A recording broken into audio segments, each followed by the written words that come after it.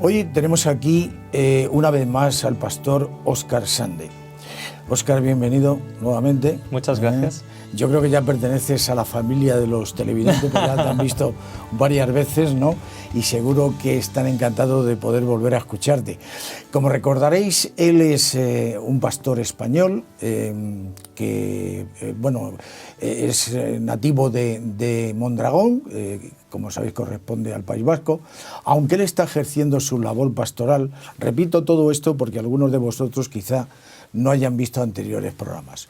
Como os decía, él está realizando su labor pastoral en Australia y Nueva Zelanda. Y allí está llevando a cabo una serie que es titulada El Alfarero.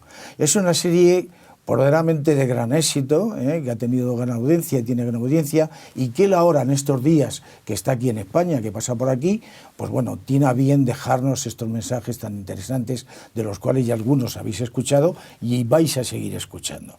Muy bien, hoy nos va a hablar acerca de un título que creo que también es muy interesante, titulado La Primera Obra. Y entonces le vamos a decir al pastor Óscar Sande que nos diga qué quiere decir con respecto a este título. Pastor. Bueno, la primera obra que vemos como humanos es la unión entre un hombre y una mujer formando una familia.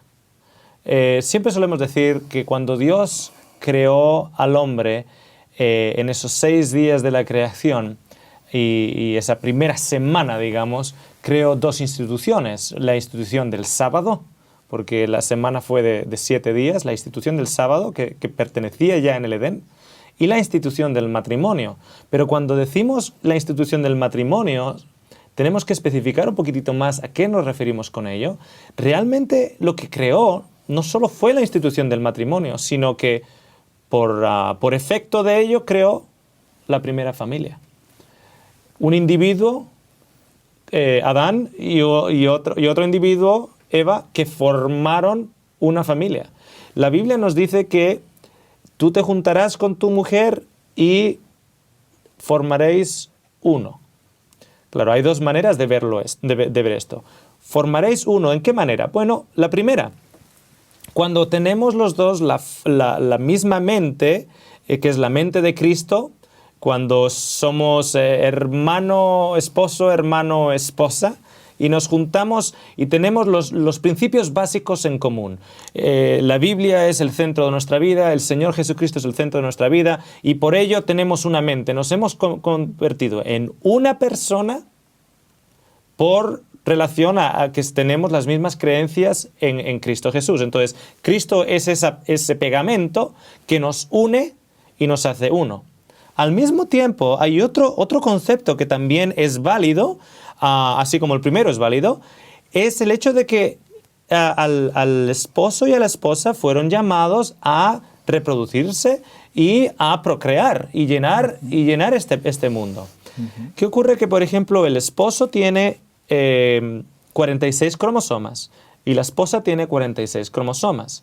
Cuando el esposo da 23 de ellos y la esposa da 23 de ellos, de los 2 sale uno, que es el hijo, que es el fruto de la unión del esposo y la esposa. De los 2, cuando os unáis, de ustedes seréis una carne. ¿Dónde se encuentra, por ejemplo, en mi caso, una carne? En mi hijo Nicolás. Mi hijo Nicolás tiene los ojos de su madre, la boca de su padre, tiene una amalgamación de 23 cromosomas míos y 23 cromosomas de su madre. Entonces, él es el fruto de nuestra unión, y de nuestra unión salió uno. También válido. Y digo también válido porque a día de hoy hay matrimonios que no han podido tener hijos. Entonces es válido el hecho de que es Cristo el que nos une en una mente y somos uno. Y cuando somos uno, también a través de nuestros hijos somos uno. Cuando miramos a nuestros hijos es la expresión de nuestra unión. Esa expresión de nuestra unión matrimonial. Una familia. la primera obra del esposo y de la esposa es la familia. Muy bien. Óscar, yo quería pedirte que nos hicieras una pequeña aclaración. Y yo sé que algunas personas cuando escuchan o leen esto de se unirán y serán una sola carne, lo enfocan a una unión exclusivamente sexual. Uh-huh. Y yo diría si no hay algo más que todo eso. Se unirán y serán una sola carne, que yo creo que hay gente que el concepto sí lo tiene bastante claro y otros que lo ven exclusivamente como una unión carnal. Yo diría que se unirán y serán una sola carne no solamente en un acto sexual, sino a lo largo de su vida, en el comportamiento de su vida. Serán uno en lo que hagan.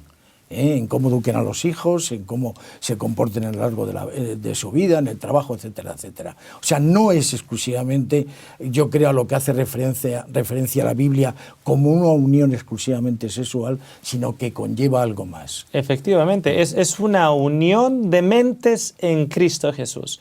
Y como tú bien dices, esa unidad a la hora de educar a los hijos, esa unidad a la hora de planear las vacaciones, esa unidad que tenemos que entender cuando nos unimos con otra persona en matrimonio, que tenemos que tener ciertas cosas en común. Esa unidad también de ciertos gustos. Si a ti te gusta salir a todas partes y viajar por el mundo y tu esposa es la persona más sedentaria que puede caer en la tierra, entonces evidentemente va a haber también un poquito de roces y de qué manera podemos ser uno y al mismo tiempo manteniendo nuestras diferentes idiosincrasias. Esa unidad en mente que se encuentra tan solo en Cristo. De la manera en que nosotros nos unamos, imagínate una rueda con las diferentes varillas de esa rueda. Varillas se llaman, ¿no? Los radios de la rueda. Y que yo estoy aquí en un lado, en uno de los radios y mi esposa está aquí en otro de los radios. El centro de esa rueda es Cristo. Cuanto yo más me acerco al centro de la rueda, que es Cristo Jesús, y mi esposa más se acerca al centro de la rueda, que es el Señor Jesús, cuanto más cerca nos acerquemos a Cristo, más cerca vamos a acercarnos el uno al otro. Y cuanto más cerca estemos en Cristo, más una mente vamos a ser en Él y entre nosotros. Entonces, lo que el enemigo de las almas se ha dispuesto a hacer, la primera obra del enemigo de las almas también es destruir la familia. Claro. Y eso lo vemos en su primera obra. Cuando queremos saber en qué pone Dios el cariño y su emoción más preciada, a veces nos vale la idea de mirar dónde lo pone el enemigo. Porque aquello que el enemigo da importancia para romper o destruir, entonces es porque tiene una importancia divina. Claro. ¿Cuál fue la primera obra que el enemigo trató de destruir? La unión entre Adán y Eva. Recuerdo que en programas anteriores, y seguro que algunos de nuestros televidentes lo recuerdan, hablabas de las dos plagas que existían actualmente en la sociedad con respecto al matrimonio, que era el adulterio y el divorcio. Uh-huh. Y entonces nos dice esta pregunta, y aunque es un poquito, digamos que podría corresponder más al programa en el cual hablabas de este tema, sí se me acaba de ocurrir ahora. Uh-huh. Y yo no quiero dejarla dentro, te la quiero hacer. Uh-huh. Entonces, el tema es el siguiente. Cuando hablamos de adulterio, que el Señor dice, no adulterarás, yo te acabo de hacer una pregunta ahora en cuanto a que seréis uno, y no se refiere exclusivamente a una unión sexual, sino que va más allá. Cuando hablamos no cometerás adulterio, cuando hablamos de esto, el cometer adulterio es exclusivamente carnal, cuando me acuesto con otra persona que no es mi mujer o con otro hombre que no es mi marido, o cuando yo dentro del hogar, sin hacer eso, estoy maltratando a mi pareja, la estoy asediando, hay con ella un maltrato psíquico o físico, ¿no lo puedo considerar también adulterio? Efectivamente, es una cuestión, una pregunta muy adecuada por el hecho de que tenemos que entender que la Biblia es una palabra de principios. Y a veces somos un poquitito cortos de vista y vemos como que todo fuera una lista de compras. No cometerás adulterio y lo vemos solo como lo literal y no vemos al mismo tiempo que hay un principio por detrás. Cuando el hombre está más casado con los amigotes que con su esposa, está cometiendo una especie de adulterio emocional o espiritual porque él se debe a su esposa. No digo que no haya que estar con los amigos, pero sabemos de hombres que, vamos, parece que está casado con los amigos en lugar de con la esposa. Cuando hay una especie de daño emocional, hay también un adulterio espiritual y emocional. No físico, pero ¿cuántos hombres a nivel físico, por ejemplo, nunca se han acostado con ninguna otra mujer, pero están enganchados al Internet? Uno podría decir en los canales pornográficos. Y nunca se ha acostado literalmente con una persona. Pero eso es un adulterio. Es un adulterio. Claro. Es adulterio porque el Señor nos dice que aquello que tú veas, como si tú ves y deseas de una manera de lujuria a una mujer, ya has cometido adulterio ¿dónde? En el corazón. ¿Qué es lo que el Señor Jesucristo nos está diciendo? Que tenemos que empezar a mirar la Biblia con los principios que están detrás de ello. No mirarlo de una manera cuadriculada en el cual dice, no, solo es lo físico. Sino lo que va más allá, efectivamente. Pero voy a ir un poquitito más allá de ello. O sea, alguien puede decir, ok, vale, entiendo cuando una persona, por ejemplo, está viendo canal pornográfico en la Internet. Entiendo eso y esa persona cometiendo adulterio. Pero oye, ¿y este hombre que está continuamente en el Internet chequeando la página de deportes, chequeando esto, chequeando lo otro, que son las 3 de la mañana y está todavía, y no está viendo porno, está viendo Internet y se levanta y está con los videojuegos? Y no hace falta tener 15 años para andar con los videojuegos. Yo conozco muchos hombres de 40, 45 años que la esposa está en la cama y él está ahí con los videojuegos.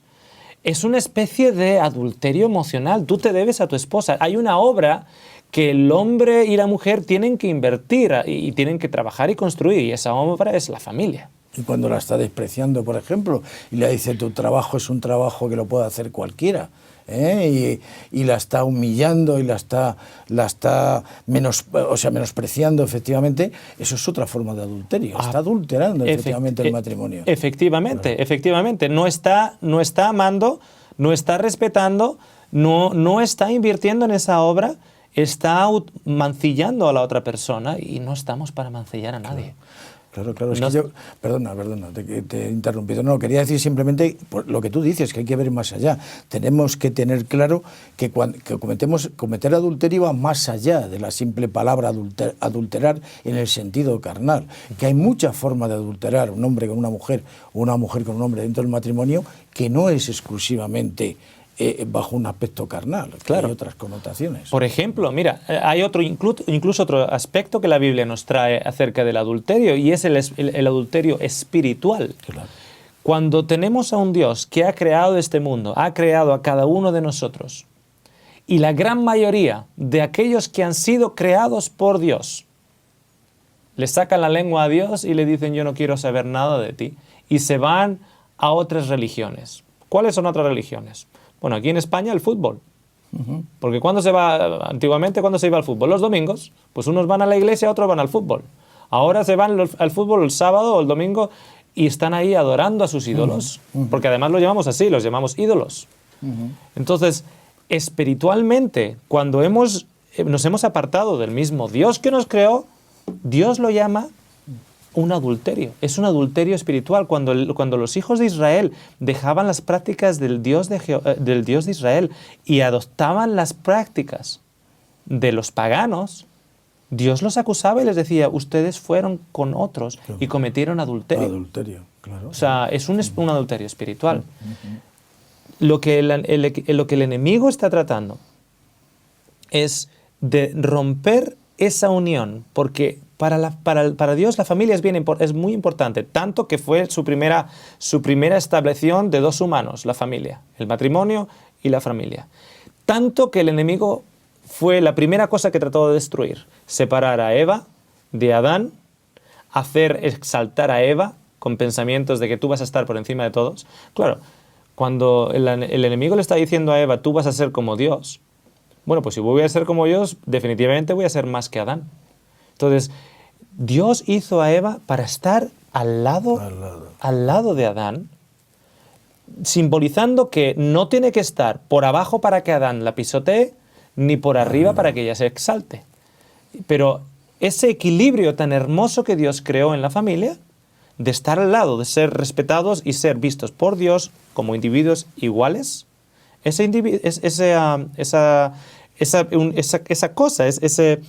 creación de Dios, Satanás trató de destruir. Claro. Hay una frase, ahora que estás diciendo esto, que se suele decir mucho, y es: detrás de un hombre, detrás de un gran hombre suele haber una magnífica mujer. Y yo diría que yo lo cambiaría, no detrás ni delante, sino al lado. Al lado de un gran hombre hay una gran mujer, ¿no? Muy, efectivamente, sí, ¿no? Efectivamente. Entonces, tenemos que observar qué es lo que Satanás en sí está tratando con los matrimonios de hoy en día, con las familias de hoy en día. Exactamente lo mismo que trató anteriormente. Tratar de separarlos. Tratar de separarlos. Su función principal, a él le encanta el divorcio.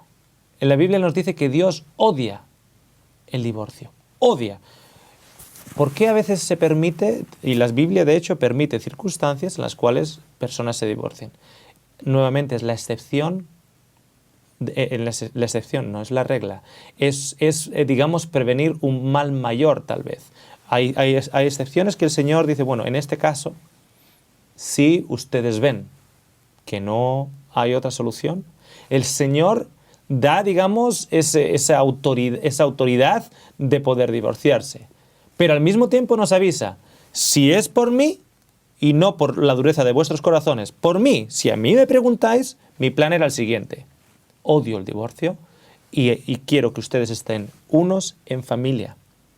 La mayor representación que un hijo tiene de Dios es en el papá y en la mamá. Esa es la mayor representación que él tiene. Cuando él, por ejemplo, ve que el papá ama a la mamá, el niño está siendo educado en el carácter de Dios. Cuando a ese niño le preguntan, ¿cómo es Dios? Y cuando ese niño dice, Dios es amor, porque se lo han dicho en la iglesia o lo ha leído en la Biblia, o etc., ese niño entiende lo que significa Dios es amor, porque lo ve en el papá, a la mamá. Cuando él le dice, ¿y cómo es Cristo? Cristo era amor. Cristo se daba por otros. ¿Dónde la ha visto? A la mamá que se sacrifica por todos en la casa, que atiende a todos. Sí, la mamá dice, el movimiento feminista moderno dice, no, eso es la humillación de la mamá. No. Es la educación del niño de cómo es Cristo, de cómo Cristo es. Cuando la mamá está orgullosa del esposo que tiene y a todos los que hablan le habla del esposo. Es como Cristo, a todos los que hablaban les hablaba del Padre. Entonces, cuando tenemos un matrimonio en que él está amando a su esposa, ella está respetando a su esposo y tenemos un hijo observando, ese hijo está siendo educado en el carácter de Dios y en el carácter de Jesucristo cuando estuvo aquí en la tierra. Jesucristo no estuvo acá para ganar gloria para sí mismo. Jesucristo estuvo acá para servir. Y cuando eso lo puede ver en el papá y la mamá, él ve cómo es Dios. Cuando tú vas a la iglesia o vas a un niño en la calle y le preguntas, ¿cómo es Dios? Dice, Dios es rencoroso. Solo me deja pasar una. Y luego si me equivoco, ¡pam! ¿De dónde la ha sacado? ¿De dónde ha sacado ese concepto de Dios? En la casa, en la familia. Ahí es donde lo ha visto. Sí, porque yo creo que tú estarás de acuerdo de que los hijos verdaderamente es para ellos bastante más importante el testimonio que lo que se les dice. Lo que ven más fundamental, digamos, que la palabra, ¿verdad? Que los consejos que le puedas dar. Y luego, por supuesto, si das algún consejo y no eres consecuente con lo que estás diciendo, también verdaderamente estás estropeando la obra. Pero para ellos es más importante lo que están viendo, el comportamiento, que lo que le puedes estar diciendo, ¿no? Claro. La imagen. Por eso, muchas veces se habla del machismo, no el machismo, pero es que, por ejemplo, hay familias, y esto de hecho es así, se sientan en la mesa y se ponen a comer. Y hay 2 niñas y 2 niños. Vamos a suponer que tienen el matrimonio 2 niñas y 2 niños, 4 hijos. Y a la hora de fregar los platos, las que se levantan es la mamá y las 2 niñas. Y los que se quedan sentados es el papá y los 2 niños. Entonces, ¿qué pasa? Claro, eso se está viendo, lo están viendo desde pequeños, ¿no? Y es algo que se va transmitiendo. Entonces, efectivamente, ¿qué es lo que vemos en el hogar, tanto a nivel espiritual como en comportamientos, lo que verdaderamente luego se va a reflejar en un futuro, ¿verdad? Claro, claro. Por ejemplo, en mi casa hay 2 personas que lavan los platos. Y una de esas personas no tiene que estar muy contenta en estos momentos porque yo estoy aquí ahora en España. Es mi hijo. La otra persona soy yo. Así que nos dividimos los platos en la casa. Y por eso digo que no tiene que estar muy contento porque, claro, yo estoy aquí, así que ahora le tocaba a él el desayuno y la comida. Y entonces, ¿por qué? Es una educación de servicio. Yo veo a Cristo en mi mente, me imagino a Cristo con 13 años levantándose rápido para recoger la mesa. Entonces, en mi casa, lo que mi hijo ha visto y lo que mis hijas han visto ha sido su padre levantarse y lavar los platos. Eso es lo que han visto. Y al mismo tiempo, mi esposa ha visto pues ese detalle y ella hace cosas por mí. Yo hago cosas por ella. Ella hace cosas por mí. Lo que un hombre no puede estar esperando es esa satisfacción sexual que esperan de las mujeres, pero tienen a la mujer esclava durante todo el día, lavando platos, lavando tal. Quítale un poquitito de trabajo a tu mujer y tal vez ella te pueda responder y no esté tan cansada y tan agotada como ha estado hasta ahora, ¿entiendes? Entonces, una de las imágenes que quiero presentar en esta charla es esa imagen de Cristo en la familia. La mayor imagen que un joven o que un niño tienen de Dios, o la imagen que tiene de Dios, es la que está extraída de la relación entre sus padres, entre ellos y para con Él. Si esa relación es incorrecta, la imagen que ese hijo tiene de Dios es incorrecta. De hecho, actualmente, uno de los frutos de esta sociedad tan secular que no quiere saber nada de Dios, uno de los frutos de ello es el hecho de que por muchos, muchos años las cristiandades vividas en el hogar fueron defectuosas. Claro. Fueron defectuosas. Fue una cristiandad rigurosa. Fue una cristiandad donde era formas, formas, formas y no amor ni respeto. Era una cristiandad en las cuales se trataba de imponer unas regulaciones. De tú no sales a esta hora y no sales esta... Y se usaba el nombre de Dios en vano. En vano, efectivamente. Entonces, claro, los hijos que ahora ya son adultos, ahora ya tienen sus 40 años en la sociedad secular que vivimos aquí en Europa, y en Australia y en Estados Unidos y Nueva Zelanda también, son el fruto de una imagen errónea de Dios. Yo siempre digo, si tú no amas a Dios es porque tú no conoces a Dios. Efectivamente, efectivamente. Porque el concepto que tú tienes de Dios es erróneo. Yo estoy totalmente de acuerdo, Óscar, contigo, y en base a lo que estás diciendo yo diría que el problema que ha existido efectivamente de que la sociedad se haya ido apartando de Dios es que ha tenido una mala información, ha tenido una visión de Dios distorsionada, porque si le conocieran verdaderamente y leyeran la Biblia, le conocieran verdaderamente, no se hubieran apartado de Él. Yo creo que además ha sido una sociedad que se ha fijado más en aquellos que hablaban de Él que en Él mismo. Y como el comportamiento de aquellos que hablaban de Él no era el de Él mismo, lo cual es normal, puesto que son hombres, y como tales hombres son pecadores, entonces se han fijado en lo que esos hombres hacían, pero no se han fijado que el único que no les va a fallar, el único que es puro y el único que es un verdadero ejemplo es aquel que está ahí arriba, porque los demás, aunque hablen de Él y aunque se suban en cualquier púlpito, en cualquier plataforma, pues no dejan de ser hombres y se pueden equivocar. Entonces han visto cosas al no conocer a Dios verdaderamente y no conocer lo que Él significa y lo que dice su palabra, pues ha habido una distorsión con respecto a este tema y eso ha provocado que la sociedad se haya ido apartando de Dios, porque se ha procurado Satanás, el enemigo, que es muy inteligente, ha procurado que la sociedad no le conozca. Ya incluso antaño sabemos que lo que se perseguía era la gente que leía la Biblia. Claro. Se perseguía a la gente que leía la Biblia. Claro. E incluso se la llegaba hasta condenar y tachar de brujería, porque es lo que él pretendía, que no se conociera a Dios, ¿no? Y ha sido una cosa, bueno, pues que ha ido logrando a través de los tiempos. Por supuesto.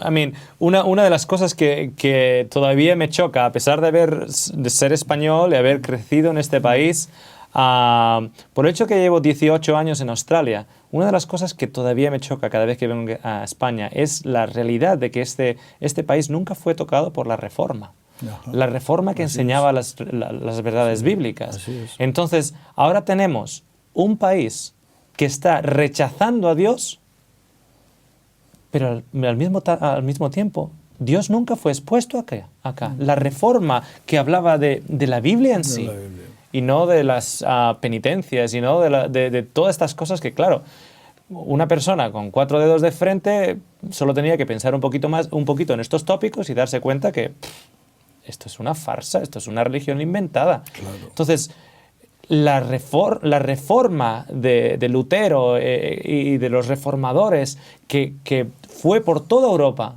no entró en España. Entonces, ahora tenemos una sociedad secular que están rechazando a Dios y dicen, no quiero saber nada de Dios porque ya lo he visto y lo que he visto no me gusta. Pero qué tragedia, porque lo que han visto no es Dios. Está vestido de Dios, se hace pasar por Dios o por cristiandad y están rechazando eso que yo mismo rechazo. Pero rechazando eso están rechazando al mismo Dios verdadero que nunca han encontrado y este país nunca han encontrado. Entonces, la base principal, de dónde esa epidemia, la causa principal es porque no se ha visto en los hogares, pero no ahora. 20 años atrás, 30 años atrás, 50 años atrás, un siglo atrás y por toda la Edad Media. Lo que estamos viviendo ahora en este secularismo es la consecuencia de que Cristo no estaba en la casa. Cristo no estaba en el papá, Cristo no estaba en la mamá. Y por ello el niñito y la niñita no fueron capaces de discernir el amor de Dios y un Dios amante que es capaz de dar todo por él. Porque ve a un papá egoísta que solo piensa en él, a una mamá egoísta que solo piensa en ella, a una sociedad egoísta que solo... Todo esto dice, pues Dios solo se preocupa de él, yo me voy a preocupar de lo mío. Y es la gran tragedia. La primera obra para recuperar la cristiandad en esta sociedad es a través de la familia y la imagen de Cristo en ella. Muy bien, pastor. Es un verdadero placer tenerte con nosotros y escucharte y que puedas transmitir estos sabios consejos para que la vida de muchas personas pueda cambiar. Que hacer bueno el título de nuestro programa, tu vida puede cambiar y puede cambiar nuestra vida cada vez a mejor. Nunca vamos a llegar a ser perfectos, porque no lo seremos aquí en esta tierra, por mucho que nos fijemos en Jesús, que debe ser nuestro ejemplo y tratemos de seguirle, que lo debemos de hacer, haciendo bueno aquello que decía Pablo, ya no vivo yo, sino vive Cristo en mí. Aunque no lo logremos, debemos de intentarlo, porque somos imperfectos y hasta que Él no nos renueve nuevamente no llegaremos a ser perfectos como Él quisiera. Pero bueno, tus consejos son hermosos, son una maravilla y nos gustaría seguir contando contigo en sucesivos programas. Y a vosotros nada más que despedirnos y desearos que estéis con nosotros nuevamente.